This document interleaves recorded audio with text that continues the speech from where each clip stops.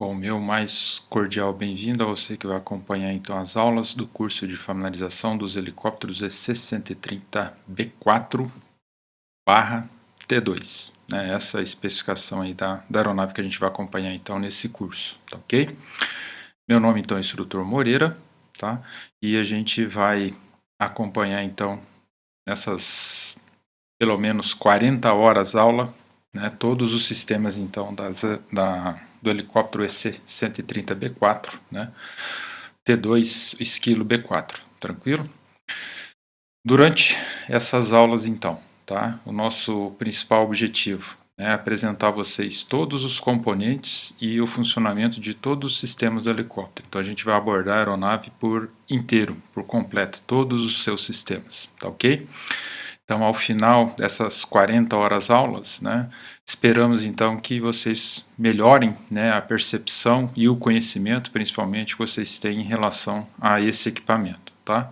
Então, no primeiro momento, a gente vai apresentar essa aeronave para vocês, né, e as suas principais características, né, e durante todo esse caminho aí, então, apresentar para vocês as características operacionais e também os principais itens, né, e sistemas da aeronave. Não só apresentar, como demonstrar, ilustrar da melhor maneira possível, né, toda a cinemática, toda a inter-relação entre os mais diversos componentes e o funcionamento dentro de cada um dos sistemas da aeronave, tranquilo?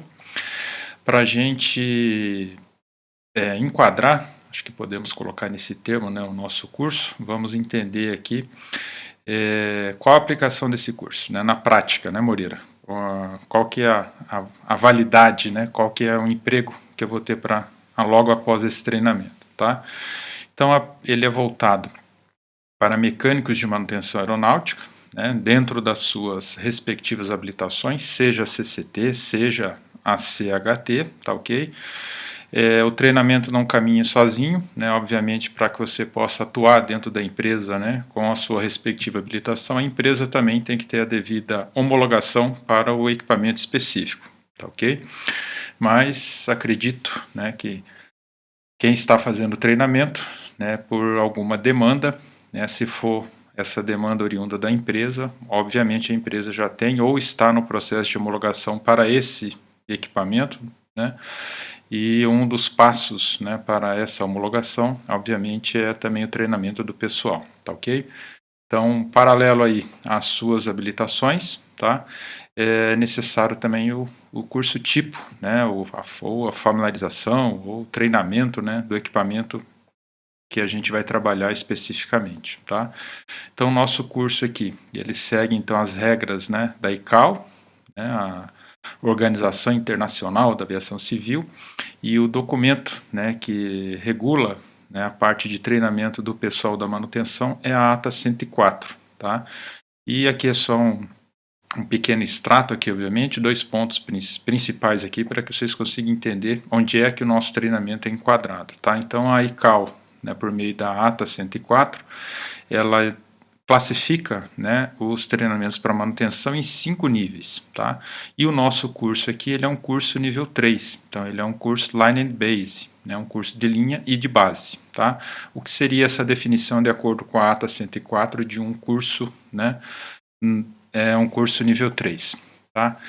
Esse curso do nível 3, ele provê uma descrição detalhada do equipamento ou sistema, a operação, localização, remoção, instalação e equipamentos com autoteste, procedimentos de pesquisa e correção de panes usando os manuais de manutenção.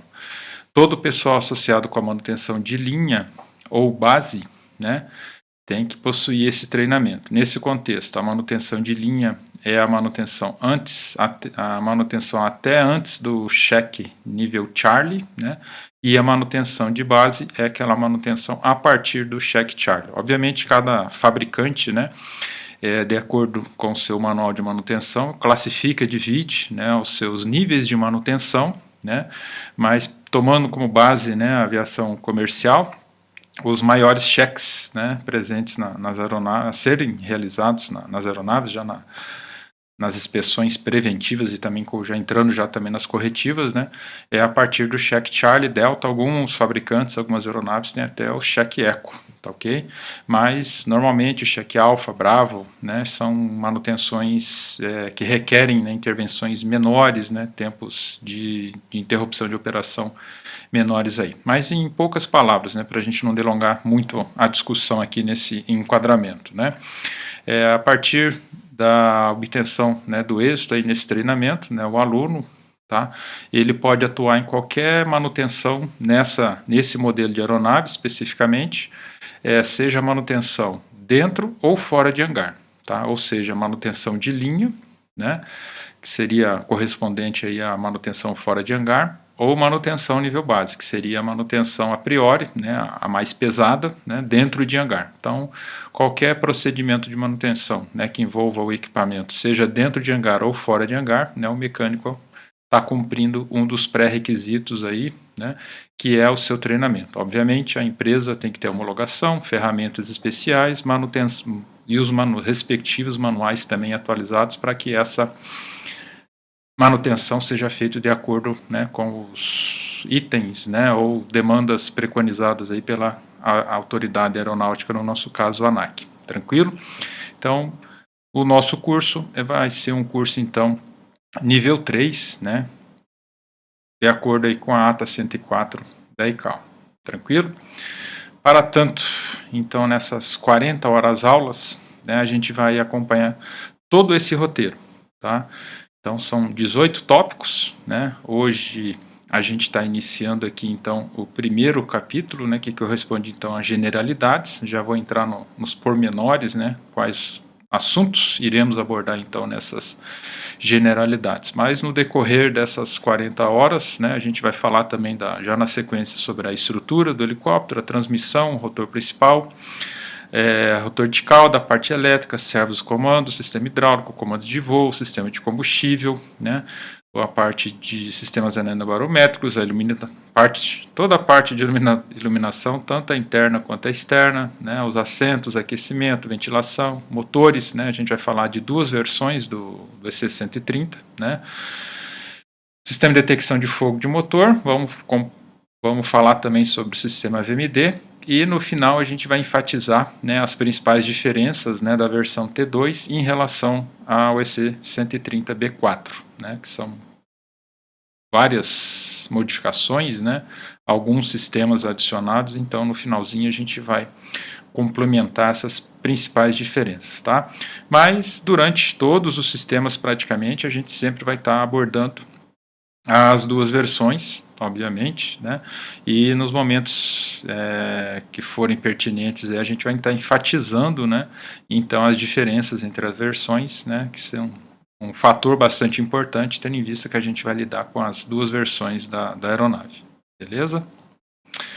Então, nas generalidades, a gente vai começar por um breve histórico, né, bastante resumido aqui, para a gente não delegar muito tempo nessa parte, mas eu acho importante, né, dar uma contextualizada, né, sobre o equipamento aí, né, e depois então a gente segue para as generalidades, onde nas generalidades a gente apresenta os principais itens e sistemas do helicóptero, porém sem muito aprofundamento, é só uma apresentação geral mesmo, tá, para que a gente, junto com alguns tópicos, né, que fazem parte desse primeiro contato, né, com o curso, né, mas a gente vai falar de transmissão principal, vai falar do rotor principal, porém sem grandes aprofundamentos, né, apenas algumas pequenas pinceladas ali, porém, né, esses itens, grandes componentes e também sistemas serão abordados no devido momento no seu capítulo ali, aí sim com riqueza de detalhes, né, números, valores e tudo mais.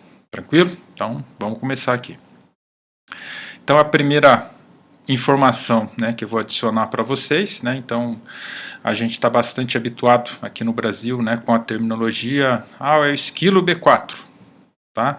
O EC130B4, né, e a sua última versão lançada em 2012, que é o B4T2, tá ok? Porém a Airbus, tá, ela já vem, essa tabela aqui, né, eu já obtive ela tem quase 2 anos, tá? Então mundialmente, né, a Airbus está tentando implementar, né, essa nova terminologia, né, para os seus equipamentos, tanto as versões civis e militares, tá? E o nosso EC130T2, né, mundialmente agora é chamado de H130. tá? Porém, ainda, né, junto à ANAC não foi feita essa modificação barra atualização. Então, se a gente puxar lá no site da ANAC, né, a homologação, né, do EC130B4, do EC130T2, né, a gente ainda não encontra essa terminologia H130, tá? Permanece ainda EC130B4, a primeira versão, tá? E o EC130T2, a última versão lançada, tá ok? Bom, falei aqui do fabricante Airbus Helicopters, né? É o fabricante então do equipamento, né, alvo aqui do nosso curso, tá? A gente tem um representante, né, barra fábrica aqui no Brasil, então a Airbus Helicopters é representada aqui no Brasil pela Helibras, né, situada na cidade de Itajubá, lá em Minas Gerais, né, próximo da divisa ali com o estado de São Paulo, na Serra da Mantiqueira. Então a gente tem ali a Helibras, né, então onde são montados esses helicópteros, né, alguns pequenos componentes, né, e sistemas são desenvolvidos, né, construídos, né, aqui nas instalações da Helibras, mas em suma, né, a maior parte da aeronave é produzida, né, lá na França, tá, na Airbus, e é transportado para o Brasil esses componentes, e aqui no Brasil eles são montados, né, à medida em que uma aeronave dessa é adquirida, né, adquirida no fabricante, tá ok? Mais algumas curiosidades, né, sobre o fabricante. Então, pessoal com mais tempo, com um pouco mais de experiência, né, lembram muito da nomenclatura Eurocopter, né? Então essa mudança de nome, né, ocorreu em 2014. Vou contextualizar um pouco mais para ficar mais claro, né? Então, durante o curso também vocês vão perceber que é difícil a gente falar do EC130 sem estar falando do AS350, ou seja, do esquilo, né, que obviamente o B4, né, evoluiu, né, do projeto do esquilo, tá, do AS350, então vários dos seus componentes e sistemas, né, principalmente quando a gente fala de transmissão, de cabeça de rotor, de pás, né,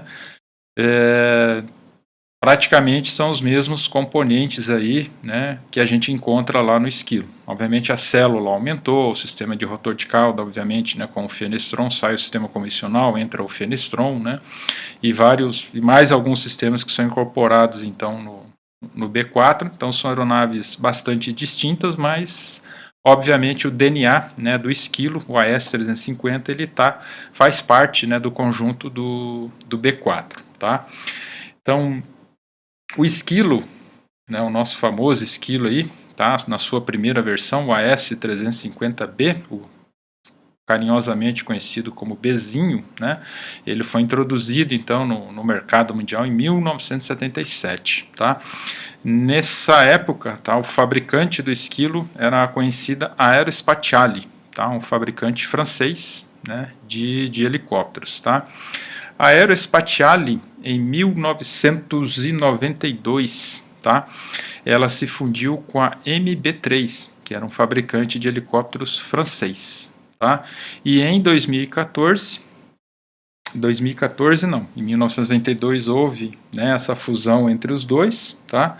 E a fusão dos dois, né, surgiu então uma nova nomenclatura para esse fabricante de aeronaves, né, de asa rotativa, a Eurocopter. Então, da fusão da Aerospatiale com a MB3, em 1992, né, nascia a Eurocopter. E, por várias décadas, né, permaneceu essa nomenclatura bastante conhecida, mundialmente conhecida, né, e seus modelos de aeronaves também, tá ok? E em 2014, né, então houve uma reorganização, né, do grupo EADS, que é um grande conglomerado, né, europeu, fabricante, né, das mais diversas aeronaves de asa fixa e também asa rotativa e também, né, toda a parte militar, armamentista, espacial, né, então tem todo um conglomerado, né, de construção aeronáutica e aeroespacial então da Europa, né, concentrado nesse grupo EADS, tá? Onde, né, já existia a Airbus também, né, é membro do grupo EADS, né, mas até então era apenas para a fabricação de aeronaves de asa fixa, tá ok? E em 2014, então, o grupo EADS, né, resolveu designar, né, a parte de produção de helicópteros, né, de aeronaves de asa rotativa, como Airbus Helicopters. E desde 2014, então, a gente vem se adaptando, né, a essa nova nomenclatura. A essa altura, né, 2020, já estamos, né, habituados, né, com essa nova nomenclatura. Assim como, né, o H130 agora soa, né, estranho, né, e novo, tá? Mas acredito que daqui a alguns anos, né, vai nos parecer uma nomenclatura familiar e já conhecida, né?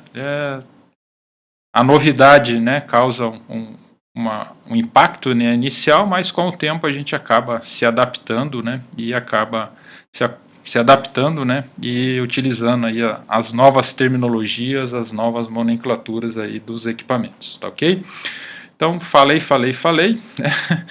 Mas a todo momento, então, a gente vai estar se referindo, né, ao nosso equipamento aqui como o B4, EC130, tá? E também como o T2, né, as versões. E por algum motivo, se a gente falar H130 também está correto, né, que é a nomenclatura adotada no mundo inteiro aí pela Airbus, tá, nessa aeronave. Tranquilo? Vamos que vamos aqui. Então aqui a gente tem uma linha do tempo, né, onde a gente consegue acompanhar toda essa evolução dos diferentes modelos, né, do Esquilo ao longo da sua história. Então, como eu já tinha dito, né, a primeira versão do Esquilo, né, foi lançada no mercado lá em 1977, tá? Já o Bzinho, né? Já em 79 veio, né, a segunda versão do Esquilo, né, que é a versão Delta, tá? O AS versão Delta.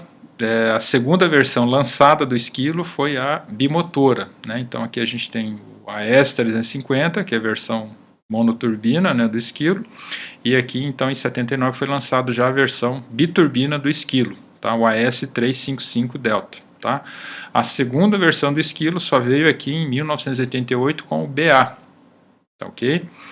A principal diferença, né, do B para o BA aqui foi que a partir do BA o Esquilo começou a adotar o mesmo conjunto de transmissão que foi desenvolvida para o 355.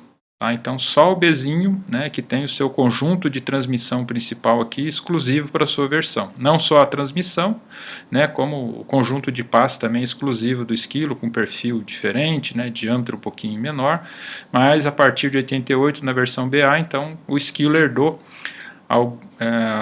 a transmissão principal do 355, né, a sua versão bimotora. Na versão monomotora, a transmissão que equipava então a versão bimotora, tá ok? Já em 91 então foi lançada a terceira versão do Esquilo, a B2, né? Mundialmente conhecida, né? Se não me engano, uma das versões, né, com o maior número de modelos produzidos, tá? E em 97 então veio mais uma geração então do 350, o B3, onde foi introduzido aqui, né, os motores da família Ariel2, né, então tanto B, BA, B2 utilizam aí os motores Ariel1, né, que são motores com sistema de injeção, né, por FCU.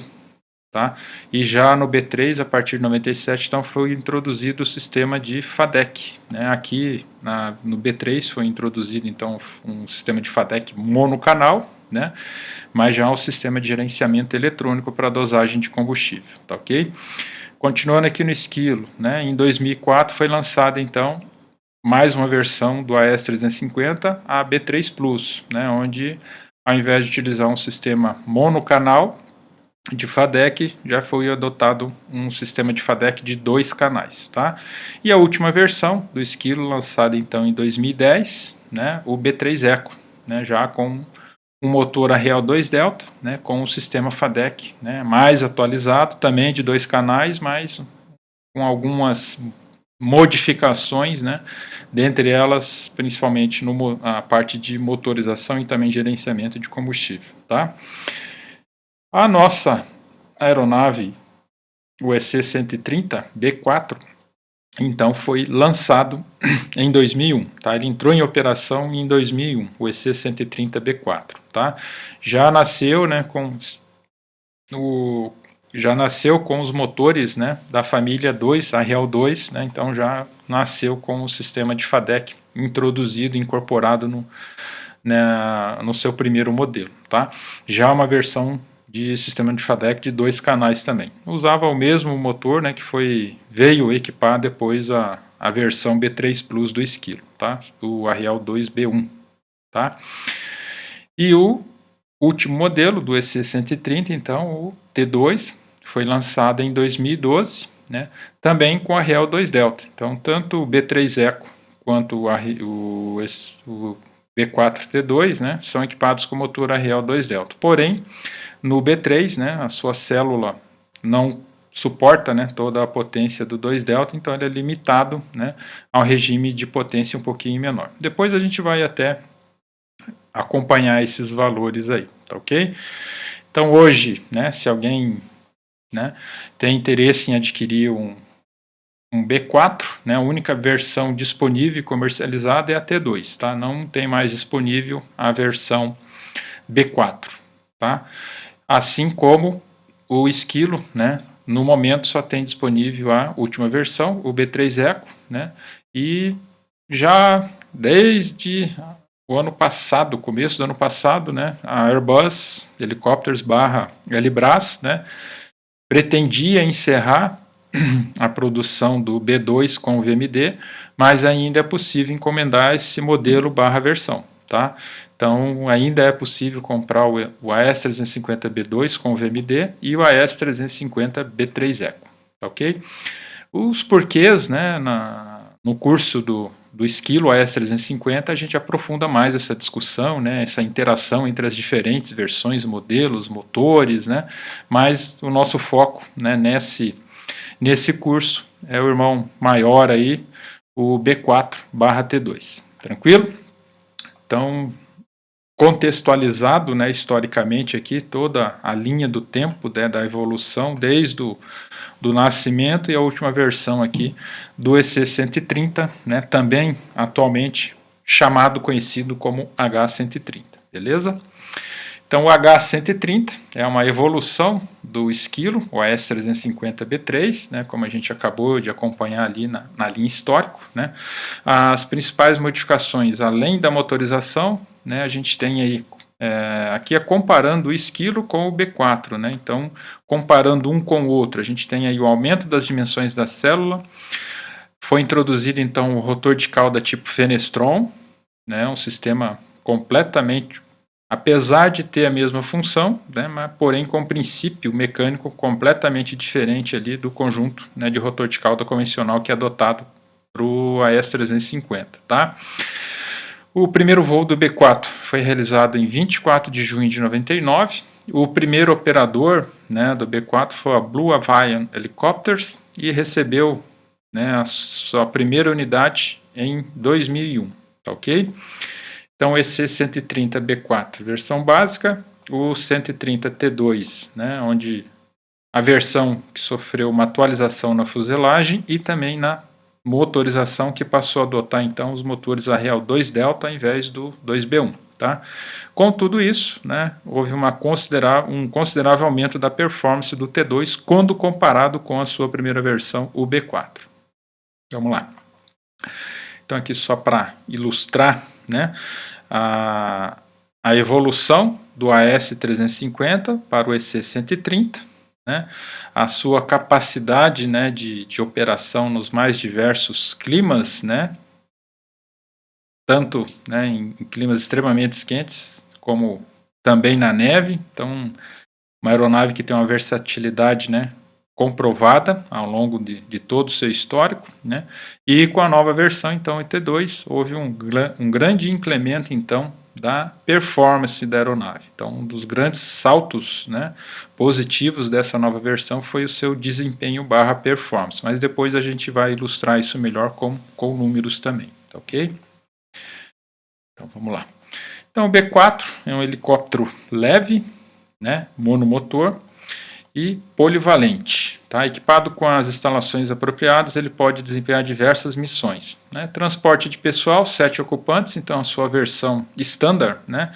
Ele vem com 3 assentos na linha dianteira e 4 assentos na linha traseira, mas tem uma versão, né, ou adaptação para alta densidade, onde a gente consegue colocar 4 assentos na fileira dianteira e 4 assentos na fileira traseira, então aumentando, né, a sua capacidade para até 8 ocupantes, tá? Removendo os assentos, né, é possível então acomodar cargas internas com a instalação do kit do gancho, né, então ele pode transportar cargas externas, então ele tem, né, parâmetros aqui bem próximos, né, com o do esquilo, mas combinado, né, com os fatores, né, de peso ali, ele consegue transportar até 1,4 toneladas nesse gancho, tá? Com as devidas adaptações, pode ser utilizado aí para busca, salvamento, né, com a instalação do guincho, um emprego, né, que está bastante difundido, né, ou, né, uma demanda, né, que a gente percebe, né, está crescendo aí para esse nicho de aeronaves, tanto o seu irmão mais novo, o S-350, quanto o próprio B4, tá? É para esse tipo de operação aqui, que é para transporte aeromédico. Então a gente consegue perceber, né, que em todo o Brasil aí, não só Brasil, mas a nível mundial também, né, a gente consegue perceber que esse tipo de operação aqui vem crescendo, né, ano a ano. A gente consegue observar que mais aeronaves, né, estão sendo adaptadas, né, existem vários fabricantes de kits, né, já homologados para serem instalados barra adaptados, né, nas respectivas versões de helicóptero e fazer esse tipo de operação, tá ok? Então é possível transportar até 2 pacientes, tá ok? O kit UTI, né, esse é para um paciente por vez, tá? Esse kit para 2 macas é para transporte apenas, né, não vai ter todos os equipamentos de suporte à vida ali disponíveis, né, na versão mais completa. Essa versão mais completa, aí só tem capacidade para um paciente por vez, tá?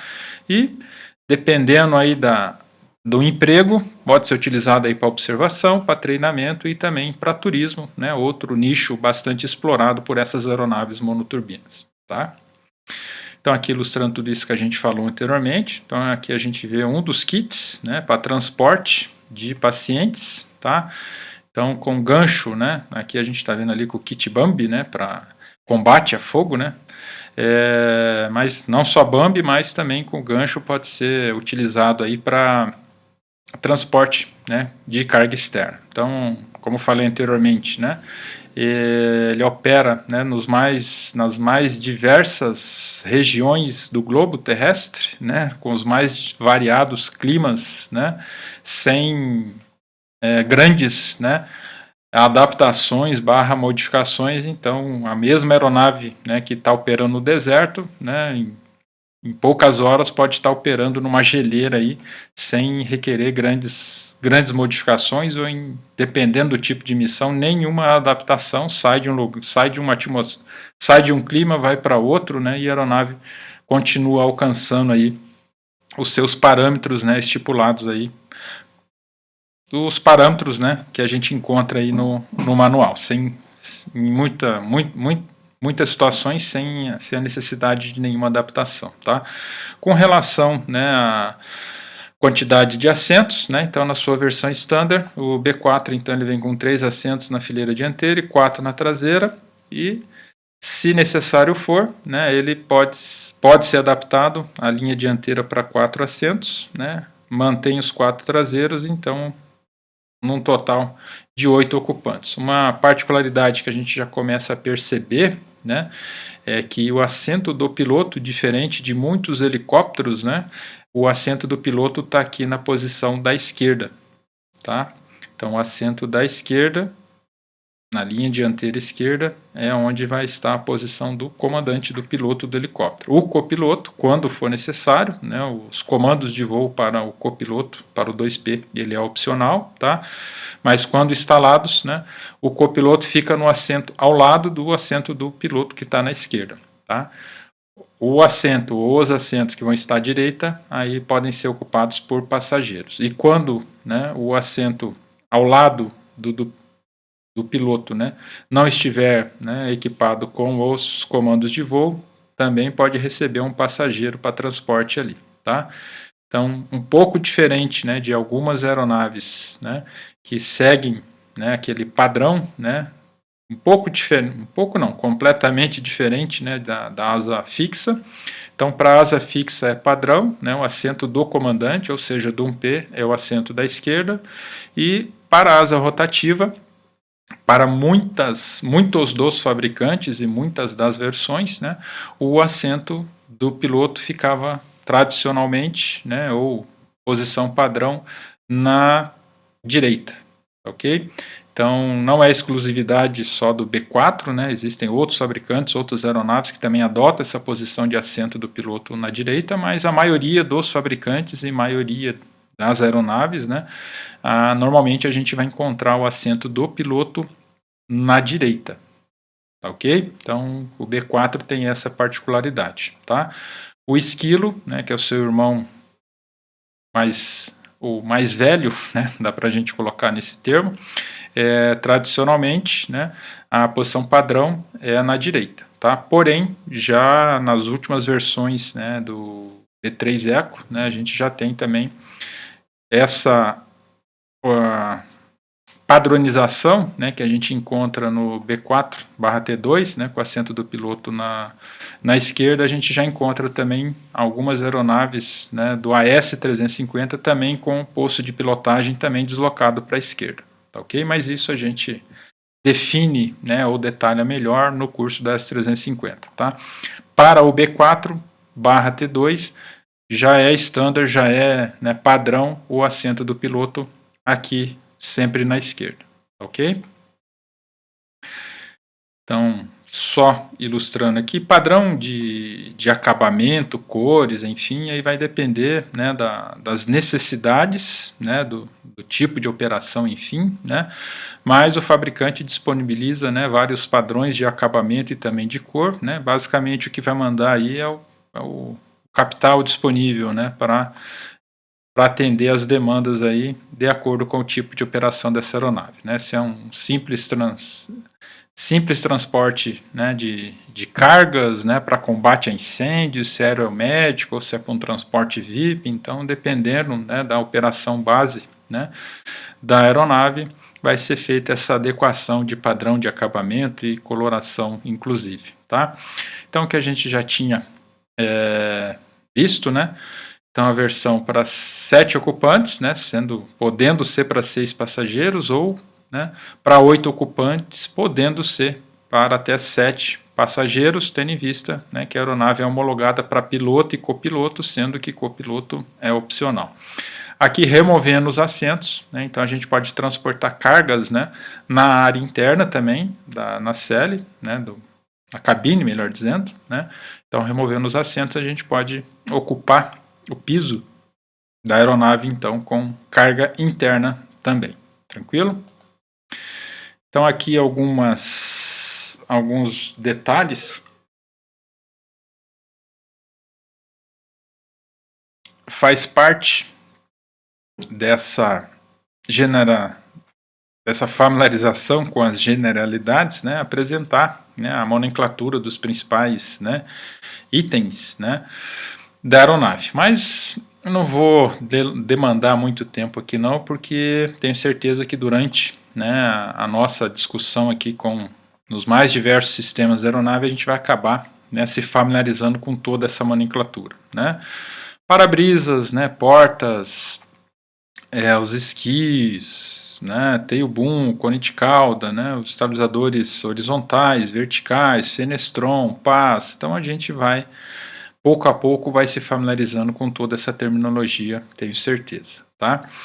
Então, entrando já naquela parte onde a gente apresenta os principais componentes, porém sem um grande aprofundamento, né, vamos começar a falar aqui então da cabeça do rotor, tá?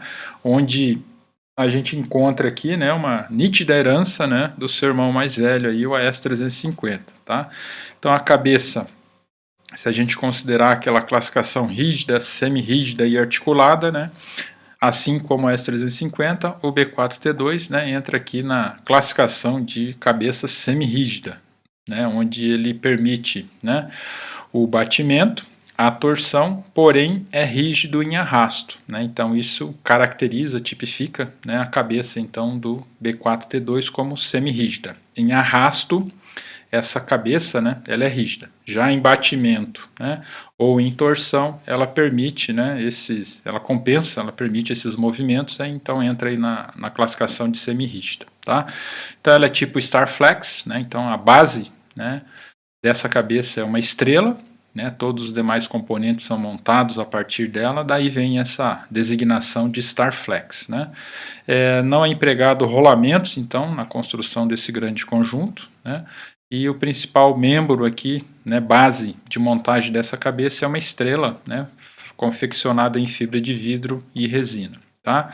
Não são empregados então aqui os amortecedores de arrasto, como eu já disse anteriormente, né? Essa cabeça ela é rígida em arrasto, o que caracteriza ela, classifica ela como semi-rígida. Tá? Ela dispensa lubrificação, concepção modular e uma construção à prova de falhas. Então a gente, quando estiver falando, né, de transmissão, a gente vai encontrar bastante esse termo, né, fail-safe, né? Então não quer dizer que é a prova de falhas. Desculpa. Isso não significa a prova de falhas, tá? Esse tipo, né, ou esse termo aqui, né, componentes, né, fail-safe, tá? Significa para a gente que são componentes que quando apresentarem alguma falha, essa falha ela vai ser progressiva, tá? Então ela vai começar pequena e vai evoluindo. E a gente vai acompanhando dentro das tolerâncias estipuladas ali no manual, e quando se aproximar ou alcançar, né, o limite dessas tolerâncias, então a gente vai fazer a substituição desses componentes, tá? Então, esses componentes, né, na transmissão principal do esquilo, né, um dos termos, né, mais comuns, né, para classificar esses componentes aí, né, é a robustez, tá? Então o esquilo, né, é bastante conhecido pela sua robustez, né? Então é um trator, né, pau para toda a obra aí.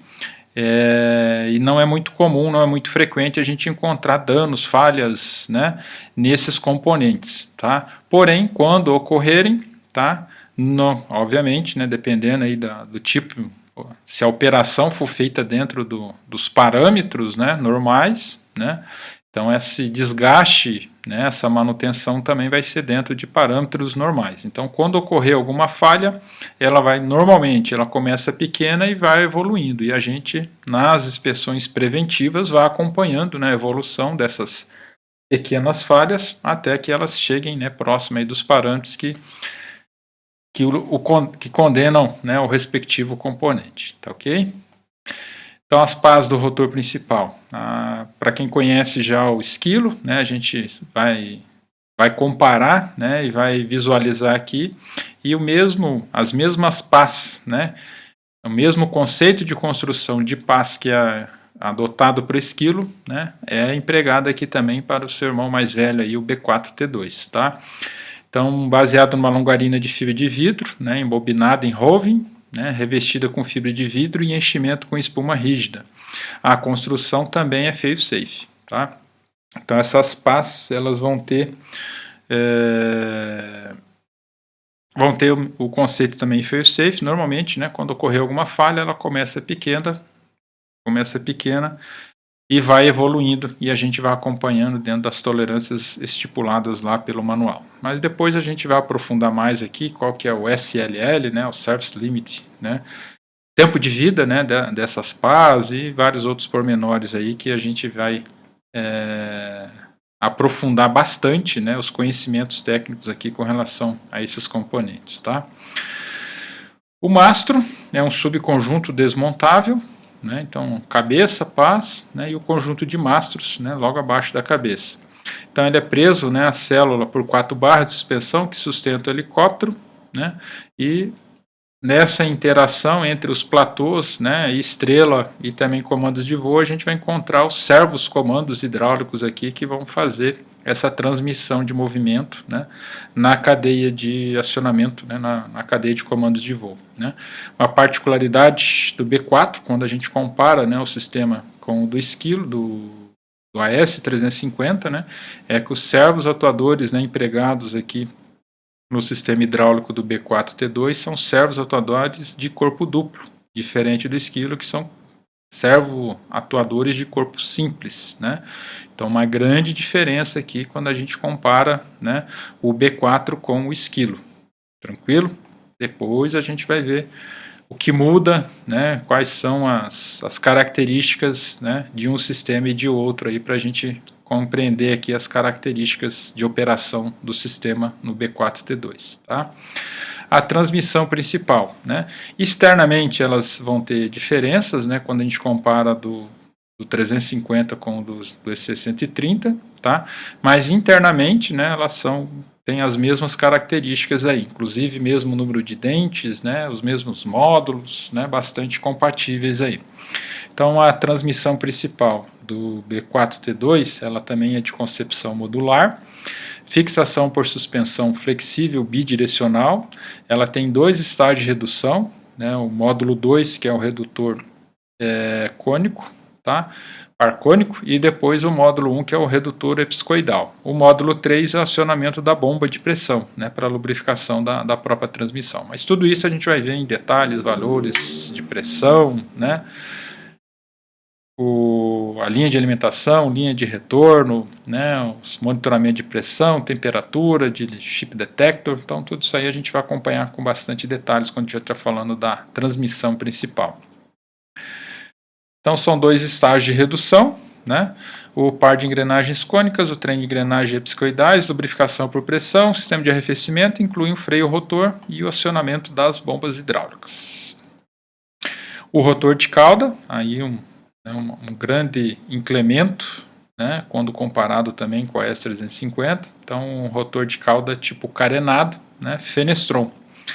Esse tipo de rotor de cauda, né, ele introduz maior segurança no solo durante operações em baixa altitude, consumo de potência nula em alta velocidade de cruzeiro e redução de ruídos. Então, um sistema, né, muito eficiente, e o principal ponto, né, de vantagem, né, desse sistema é principalmente com relação à segurança. Tá?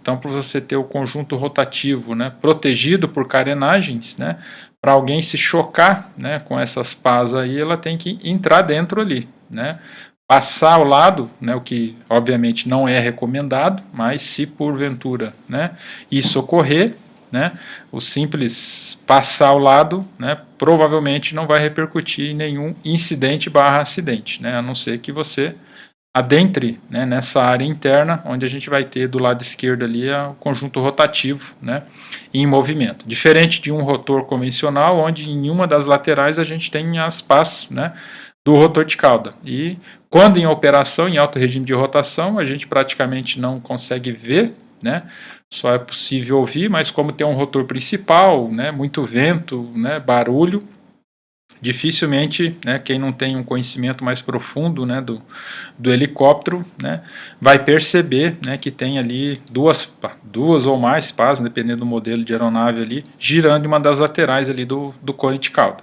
tá ok? Já o Fenestron, a parte rotativa, então, ela fica protegida por carenagens, né, alinhada ali com o eixo longitudinal do helicóptero. Então esse fator segurança, né, ele é bastante privilegiado, né, nas aeronaves que utilizam o conjunto Fenestron. Tá? Paralelo, né, a esse aumento, incremento na segurança, vem também a redução de ruídos, né, o que é bastante apreciado também nesse modelo, né, de aeronaves. Todas as aeronaves que são equipadas aí com o sistema Fenestron, né, é bastante elogiado, né, esse fator também, esse quesito que é a redução de ruídos, beleza? Mas quando estivermos falando, né, da transmissão traseira, a gente vai ver todos os detalhes também que envolvem o sistema Fenestron aí, tá ok? Então aqui só ilustrando, né, da mesma maneira, né, na saída, né, no módulo 5 lá do motor, na caixa de redução, tem a saída, a tomada de saída traseira, né, e eixos, né, vão levar a energia motriz, a energia mecânica produzida lá no motor, né, para acionar então o conjunto de acionamento, né, do sistema Fenestron no B4/T2. Então a caixa de transmissão traseira é uma caixa de redução angular, né, um conceito modular, e a lubrificação por salpico. Então ela vai ser alimentada, né, mecanicamente pelo eixo de acionamento, pela árvore, né, pela cadeia de eixos de acionamento saindo lá do motor Arriel e acionando então o eixo de saída, onde vai estar acoplado aqui o conjunto rotor, né, no caso do B4 aqui com suas 10 lâminas, né, rotativas, né, e de passo variável, né, para que a gente tenha ali o aumento ou diminuição do empuxo, mas tudo isso aí a gente vai estar detalhando, né, com mais detalhes quando a gente vai falando ali do sistema traseiro, ok? Então aqui a parte estatora, né, a parte fixa, né, que vai suportar então a caixa de transmissão traseira, né, a TGB, a Tail Gearbox, obviamente junto com o conjunto rotativo que vai na lateral esquerda ali. Eixo de acionamento, aqui está o eixo, né, de variação de passo, tá? E bocal de abastecimento, né, monitoramento do nível de óleo, tendo em vista que a lubrificação, né, da transmissão traseira é por salpico. E na parte inferior, posição 6 horas ali, a gente vai ter o chip detector, né, para detectar a presença de limalhas nesse conjunto de transmissão. Motorização, então a versão EC130B4, né, como eu já tinha dito lá no começo, é equipada então com os motores Arriel 2B1, mesmo que equipa o B3 Plus, né. É um motor de concepção modular com turbina livre e já o sistema digital, né, de controle e dosagem de combustível, um sistema FADEC. Né. Sistema de arrefecimento e reservatório de óleo são externos, né, então cárter seco. Potência máxima então de decolagem para o Arriel 2B1, 557 kW de potência. Tá? Normalmente a gente está mais adaptado ao SHP, né? Então se quiser converter o quilowatts direto para SHP, é só multiplicar por 1.36 e você obtém já a relação direta de SHP para quilowatts de potência, tranquilo? 1.36 é a constante. E a versão T2, então equipada com os motores Arriel 2 Delta, tá? Também concepção modular, turbina livre, um sistema FADEC, né? Uma geração mais atualizada, então com alguns recursos adicionados, né? Sistema de arrefecimento, reservatório de óleo externos, então cárter seco, potência máxima de decolagem 510. Então comparados aos 557 do 2B1, né, dá para ver um grande incremento de potência aqui para o 2 Delta. Né? E esse incremento de potência, obviamente, está diretamente relacionado com o grande aumento de desempenho e performance do T2 quando comparado ao B4, obviamente. Tá?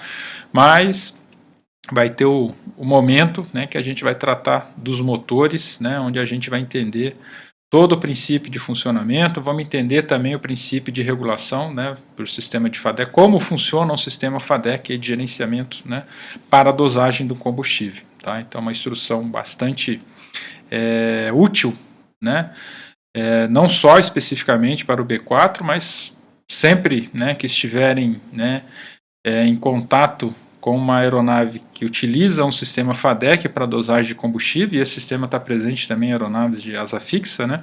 Então, a partir, né, das instruções desse curso, né, acredito que vai melhorar bastante o conhecimento de vocês com relação ao sistema FADEC. Tenho certeza que vocês vão ter condições de entender, né, o conceito de um sistema FADEC. Tá? E a partir do entendimento desse conceito, vocês conseguem, né, utilizar esse conhecimento em qualquer outro, né, motor que utilize o sistema FADEC, adaptando, obviamente, né, pequenas particularidades da aeronave, tá? Mas a partir dessas instruções vocês vão conhecer como funciona o sistema FADEC, podem ter certeza. Tá? Então, quando estivermos, não vamos falar só de FADEC, obviamente, de motor, vamos falar de todos os sistemas, né, os seus 5 módulos, né, a parte de admissão, a gearbox, tá, a parte de fixação desse motor, instalação, remoção, né, e vários outros parâmetros aí, obviamente. Tá? Aqui comparando, né, como, né, a gente já disse anteriormente também, o B3 Eco, né, ele também utiliza o Arriel 2 Delta, assim como o T2, tá? Porém, né, o 2 Delta lá do B3 Eco, né, ele é limitado, né, a célula também, mas principalmente a transmissão, tá? Ela não suporta, né, toda a potência do motor 2 delta, então ela é limitada eletronicamente para não alcançar os mesmos parâmetros de potência que a gente encontra no T2, tá ok? Então comparando aqui, né, os parâmetros do 2 delta no T2 com o B3 Eco, fica óbvio aqui essa limitação, tá? Então para decolagem, né, no T2, né, a gente vai ter disponível 710 kW, enquanto no B3 Eco 632. A máxima contínua 638, 543, né? E a potência, ficou aqui uma legenda em cima aqui, mas os mesmos 710 kW de potência, né, no T2, e para o B3 Eco limitado a 632 kW de potência. Aqui ele dá a relação, né, à esquerda kW e à direita ele já dá em SHP. Tá? Então 952 SHP para o T2, 848 SHP para o B3 Eco, tá ok? Vamos lá. Aqui entra a parte de dimensões. Então, para cumprir todos os requisitos, né, da ATA 104, tem que ser apresentadas as dimensões aí do equipamento, tá? Apesar de constar aqui na apostila, né, o recomendado, né, não só para essa informação, mas para todas as demais, né, quando em manutenção, tá, independente se é preventiva, corretiva, tá, é sempre, não é nem recomendado, tá, é obrigatório, tá, a gente tem que utilizar o manual, né, na sua versão atualizada, seja ela, né, impressa, né, ou seja ela por algum meio digital, mas um dos primeiros passos, né, até mesmo antes de manusear o manual, verificar, né, se está na última versão, se é o manual atualizado. Tá? Confirmado então essa informação, né, que o manual é atualizado, aí sim a gente vai consultar esse manual, né, para realizar a nossa atividade de manutenção ou simples consulta, né, usando aqui o link, né, será que o helicóptero entra ou não entra, né, no espaço onde a gente pretende, né, posicionar. Tá? Então a gente vai lá no manual e vai buscar essa informação. Tá? Ah, mas tem a apostila do curso que já está bisurada, tá? Não é o meio seguro, né, para a gente consultar essas informações. Tá? O manual do fabricante, esse é atualizado constantemente, as apostilas, por sua vez, não passam por atualizações com a mesma frequência, então não são fontes fidedignas, não são fontes atualizadas, né, melhor dizendo, para que a gente esteja sempre consultando essas informações, tá? Para entendimento de conceitos, né, de funcionamento é uma coisa, tá? Já para a manutenção propriamente, né, para aplicar os valores, né, e informações para a manutenção efetivamente, aí a gente tem que lançar mão sempre do manual e sempre verificar, checar se ele está atualizado. Tranquilo?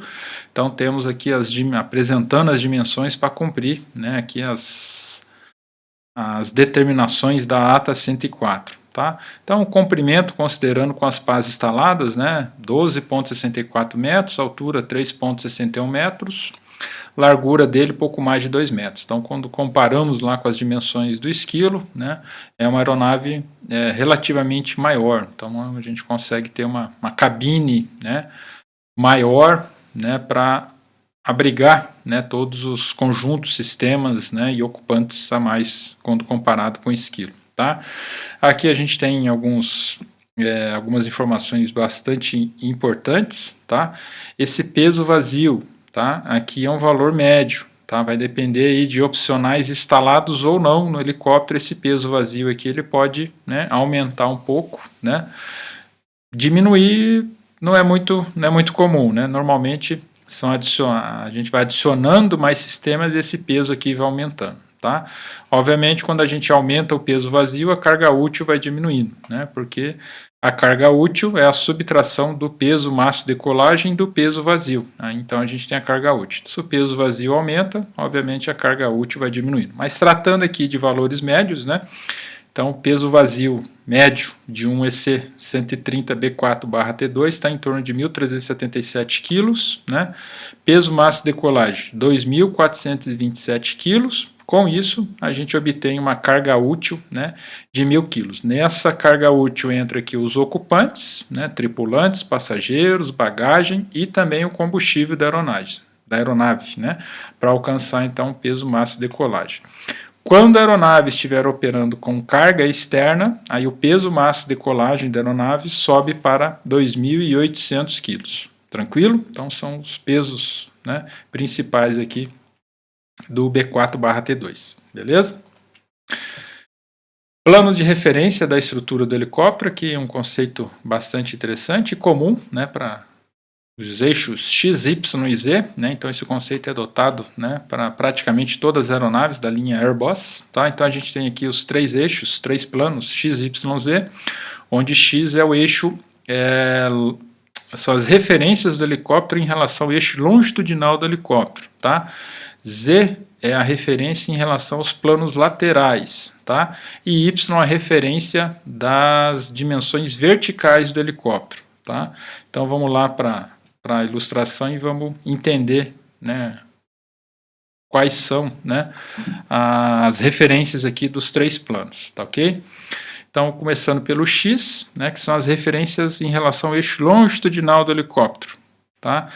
Para obter a nossa referência, né, do plano X, pegando a linha do mastro, né, a gente mede 3,43 metros à frente, 3,40 metros, melhor dizendo, né, partindo dessa linha, né, alinhada com o eixo do mastro, 3 metros e 40 centímetros, a gente encontra então a linha Datum, ou seja, o plano de referência do helicóptero. Tá?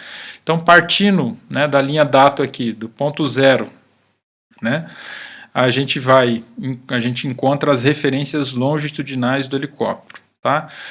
A referência em relação ao eixo Y, que são as verticais, né, aí são 3,43 metros, é exatamente, né, o limite aqui do estabilizador vertical, tá?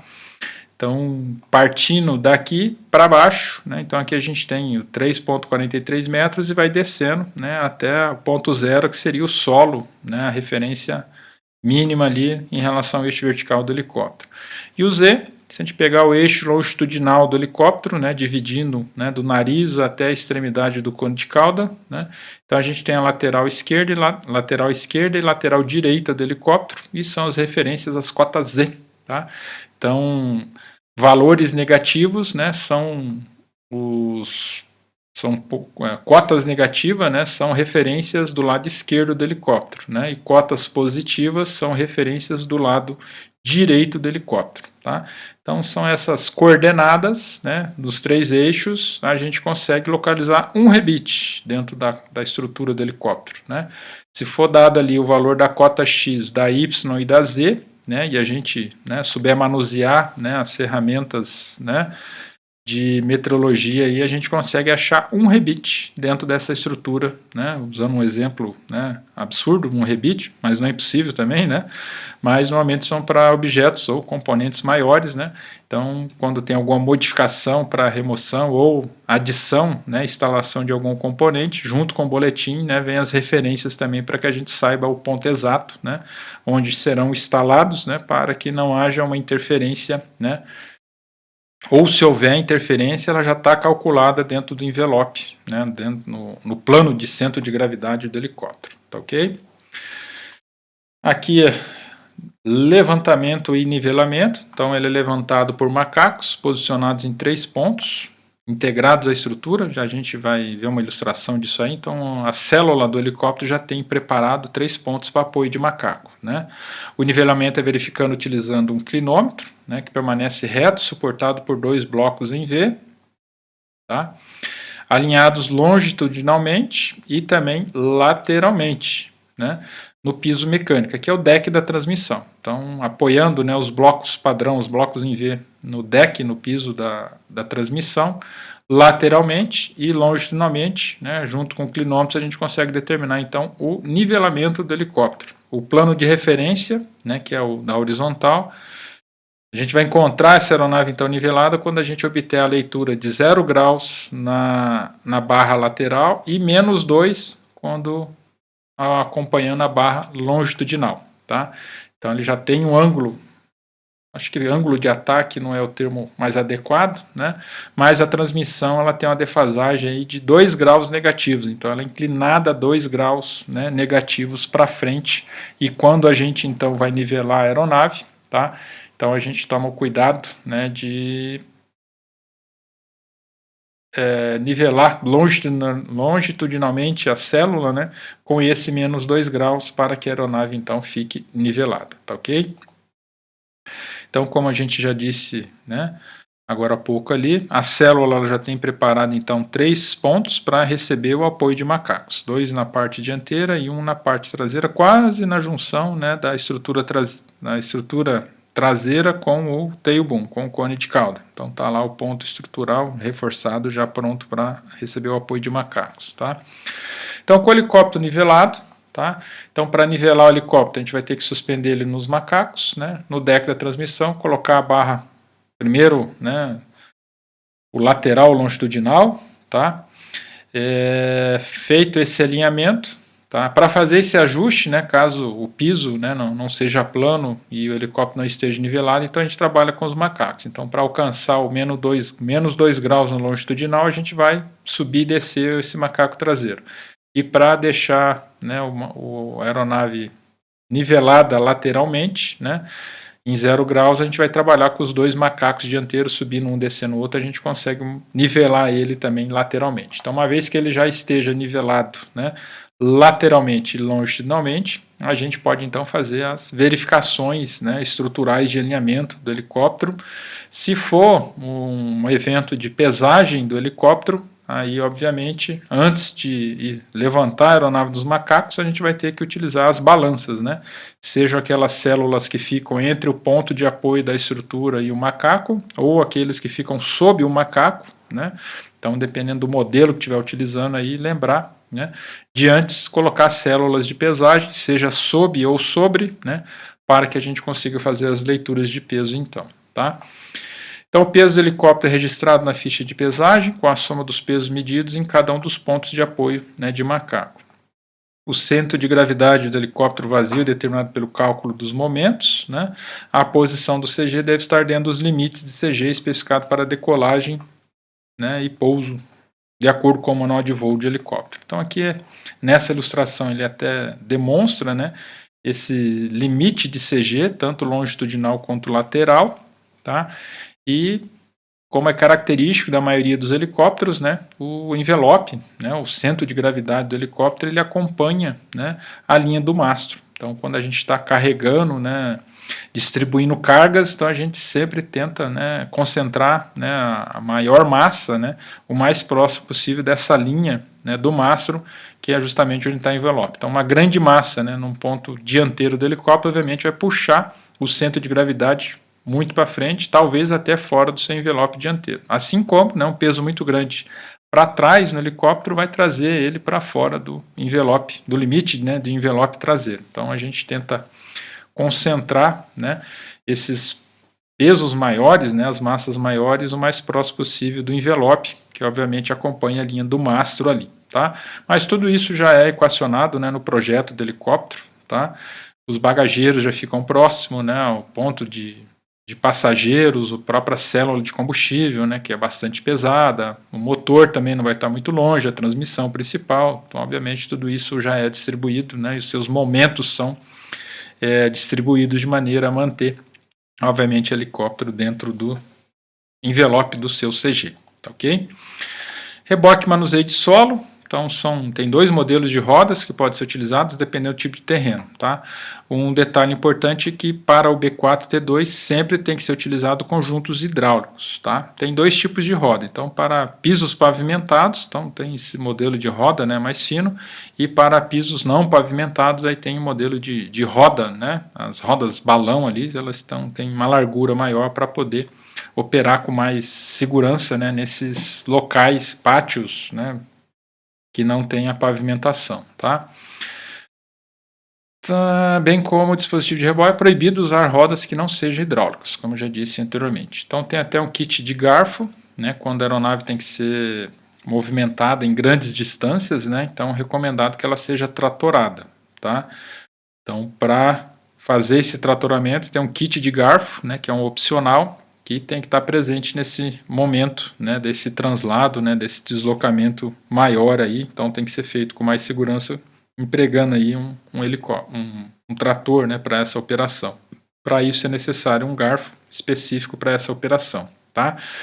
Mesmo com o tratoramento, sempre tem que ter um técnico responsável pela manobra, né, aqui na cauda da aeronave, equilibrando ela, né, cuidando do direcionamento da aeronave e também do equilíbrio, né, vertical, né, ou seja, a distância dos esquis, né, que vão estar apoiados, né, nas rodas, quase que elas ficam quase que tangenciando a linha do mastro também, né? Então o técnico fica aqui atrás, fica equilibrando então a aeronave, né, a distância dos esquis em relação ao solo nesse momento de movimentação, seja dentro de hangar, seja no pátio, né, ou seja, deslocamento para uma distância um pouco maior, né, com o auxílio do trator, tem que ter o técnico responsável aqui para fazer esse controle, né, da distância dos esquis em relação ao solo, ok? Então, ilustrando aí, né, sempre empregar os modelos, né, de roda, os kits de rodas aí, hidráulicos, né, que são mais seguros e robustos, né, e vão suportar o maior peso aí do B4T2, ok? Então sempre façam essa operação com o máximo de segurança, tá? Então tenha em mente, né, que se houver um problema de operação ou falha, né, hidráulica do equipamento, né, e seu pé estiver embaixo do esqui, quando ele descer, pouco mais de 1.300 kg, dependendo se está abastecido, né, carga e tudo mais, pode tá próximo de 2 toneladas, né, o peso da aeronave, e todo esse peso aí vai acabar apoiando aí em cima do seu pé e não vai ser uma situação muito confortável, tá? Então sempre, por mais que pareça simples, né, corriqueira, tá? Faça parte do dia a dia, né, da operação da aeronave, tirar no hangar, tira do hangar, põe no hangar, tira de uma posição do pátio, põe em outra posição do pátio, né? Sempre fazer isso com o máximo de segurança, tá? E como regra de segurança também, né, quando sempre for utilizar as rodas, né, então elas têm o sistema hidráulico, então sempre é o ideal, né, fazer uma verificação, uma inspeção, né, do conjunto de rodas, né, então a pressão dos pneus está adequada, né, as rodas não tem nenhuma trinca, nenhum problema, o sistema hidráulico não está com vazamento, está abastecido, está operacional, está funcionando, tá? Então para nossa segurança primeiro e depois a segurança do equipamento, então a gente verifica, né, as condições, né, dos conjuntos de roda ali para ver se a gente vai conseguir fazer essa operação dentro do máximo de segurança possível, tá ok? Bom, a parte de içamento, né, também envolvendo os procedimentos de manutenção da aeronave, tá? Ele pode ser içado a partir do anel do centro, na cabeça do rotor, então existe um kit para içamento, esse olhar, então ele vai ser rosqueado, né, na parte interna do mastro. Sempre a gente tem que utilizar junto esse reforçador, tá? Nunca utilizem, né, só o olhar, tá? Então, instala o olhar, instala o reforçador, né, trava, né, com a fita divisível para facilitar ali a visualização da instalação dessas ferramentas, né? E depois de devidamente instaladas as duas ferramentas, então, né, a aeronave vai estar própria, né, para ser içada. Lembrando que é recomendado, né, nesses procedimentos de içamento, né, reduzir o máximo o peso da aeronave, né, para tornar, né, a operação mais segura possível. Então, para reduzir o peso, né, drenar combustível e remover as pás também vão auxiliar nesse procedimento com certeza, tá? Bom, quando a aeronave tiver que ficar estacionada fora de abrigo, ou seja, fora de hangar, o recomendado é sempre, né, ficar dentro de hangar.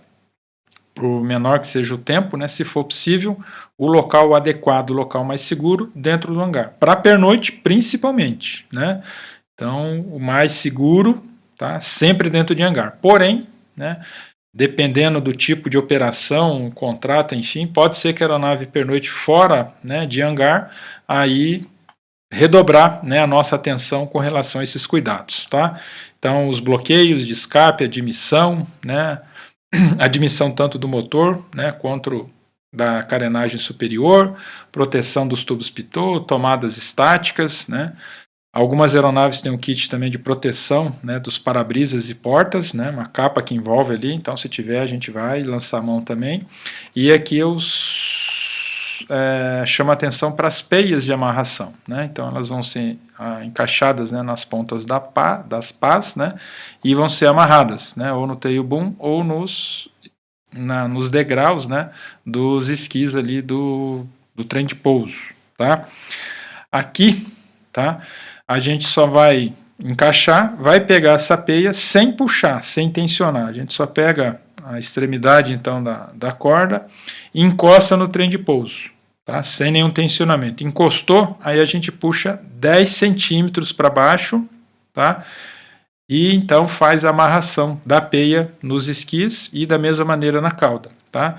Só deixa a corda encostar, encostou, puxa 10 centímetros, tá? Puxar mais que isso, podem ver que o próprio peso da pá, né, já flexiona ela um pouco. Esses 10 centímetros vai flexionar mais um pouco. Puxar mais que isso vai flexionar muito, tá? E isso a médio e longo prazo pode causar microfissuras, né, nas nossas pás. E a gente sabe que são componentes aí bastante importantes para a operação do helicóptero, né, e essas microfissuras podem representar um grande perigo para essa operação aí, e também um alto custo de manutenção, tá? Então vale a pena ressaltar esse importante detalhe, né, que muitos não sabem se deixa folgado, se puxa muito, puxa pouco. Quanto que eu puxo? 10 centímetros apenas e faço a amarração, tá ok? E quando a aeronave, né, for pernoitar fora de abrigo, tá, e forem previstos ou esperados, né, ventos acima de 30 nós, além de todas essas precauções, né, de bloquear, né, a aeronave, a gente vai ter que amarrar ela ao solo, tá? Nessa condição, aí o ideal, né, abastecer o tanque de combustível para aumentar ao máximo o peso do helicóptero, né, e amarrar ele, né, ele tem pontos laterais, podemos utilizar também os cross tubes, né, do sistema de trem de pouso para fazer essa amarração, tá? Então, lançar a mão de todos os recursos de amarração quando forem esperados ventos acima de 30 nós aí.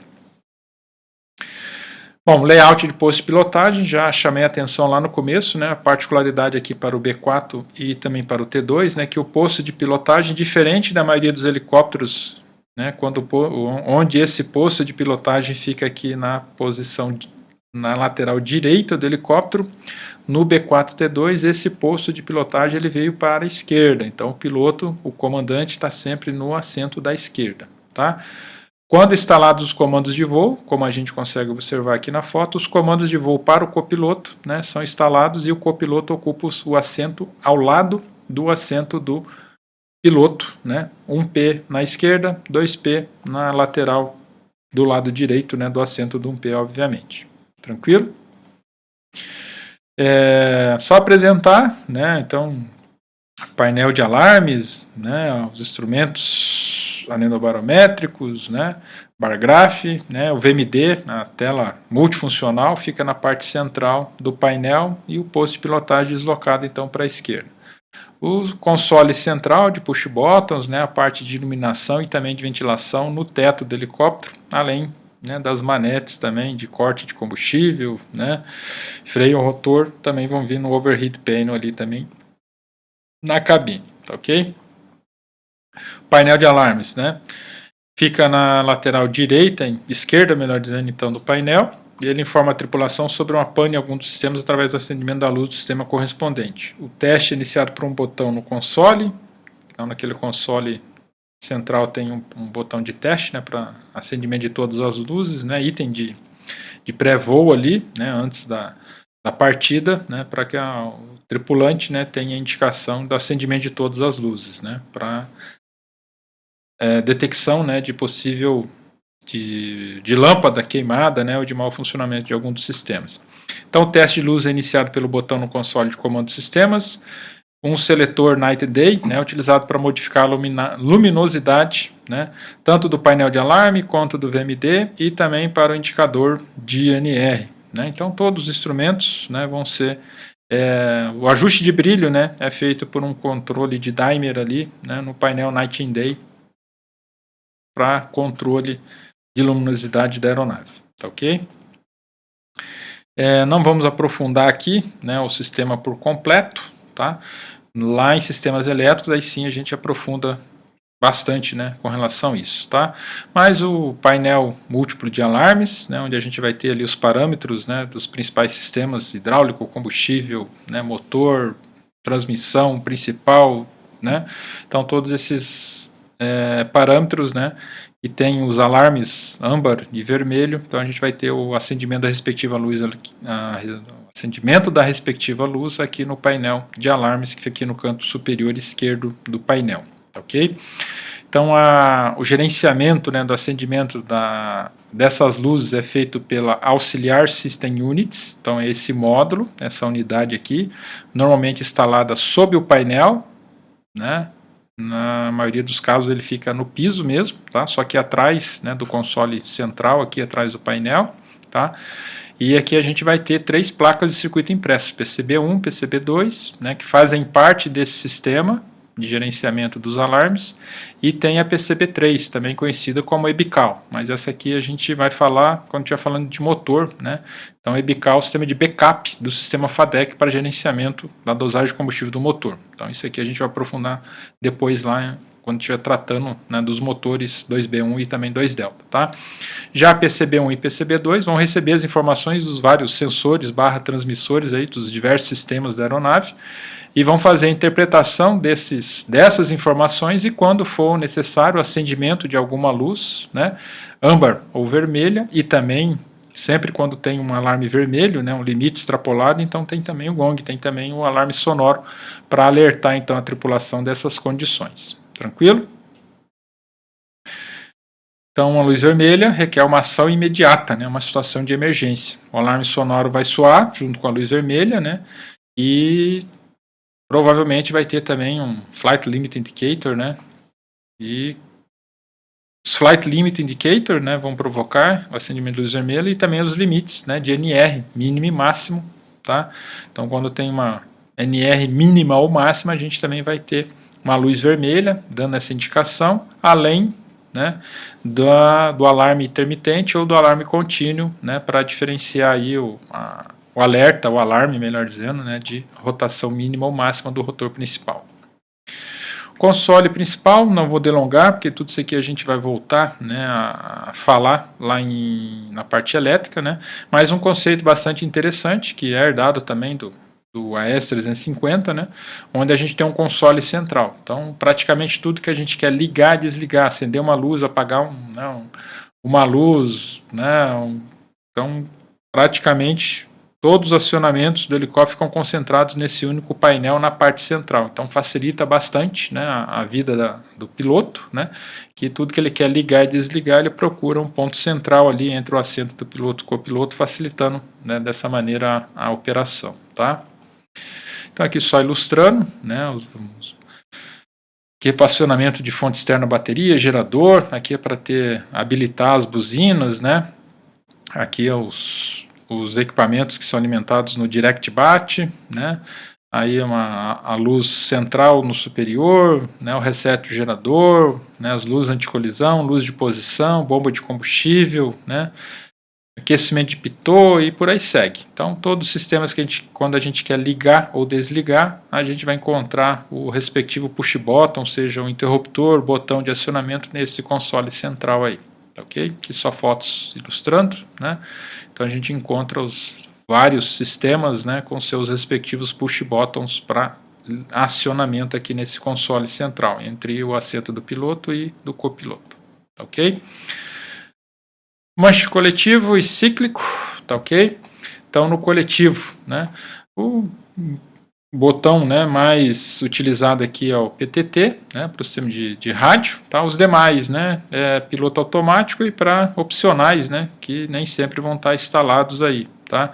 Quando instalado, então tem ali também a abertura de gancho, né?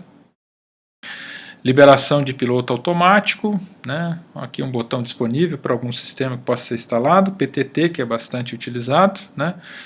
E também comando de espelho elétrico quando instalado. Já no coletivo, né, aí a gente tem os comandos principais, né? Então a fricção do punho rotativo, então aqui a gente tem o twist grip, né, o punho rotativo aqui para acionamento, né, para corte, também para regime de idle e para regime de voo. Então a gente vai, o acelerador, vamos colocar assim, né, se é possível colocar nesses termos, né, mas aqui a gente seleciona o regime de operação do motor, pelo menos, tá? Então, além da seleção do regime de operação do motor, tá? Aí entra ali a scroll, que é do sistema VMD, que a gente vai ver mais à frente, né? Limpador de para-brisa quando instalado, farol de pouso, farol de táxi, né? Aqui quando o flutuador de emergência, né? O seu acionamento, corta-cabo do guincho, aqui controle de posição de farol retrátil, né? Então, bastante funcional, né? O manche do coletivo aqui disponível, tá ok? Então aqui só ilustrando, né, os mais diversos. Quando a gente fala de painel, então a gente tem, né, centenas, se não milhares de layouts disponíveis, vai depender do tipo de operação, né, mas tem muitos equipamentos homologados, né, para instalação aí no B4, também no T2. Né, lá em parte de painel e também, né, de instrumentos, a gente pode aprofundar um pouquinho mais sobre esses layouts, tá ok? Aí, com isso chegamos então nessa parte final, no encerramento, melhor dizendo, né, dessa primeira parte, que é uma introdução apenas, né, com generalidades, onde a gente dá uma pincelada, né, sobre os principais componentes e também sistemas, né, do helicóptero, mas como já disse, né, de antemão ali, a gente vai aprofundando, né, a cada sistema que a gente for entrando, a gente vai detalhando e enriquecendo mais essas informações e também a instrução de funcionamento desses componentes, tá? Muito obrigado pela atenção até o momento, né? Ânimo aí e vamos em frente nos demais sistemas. Muito obrigado para vocês. Até mais.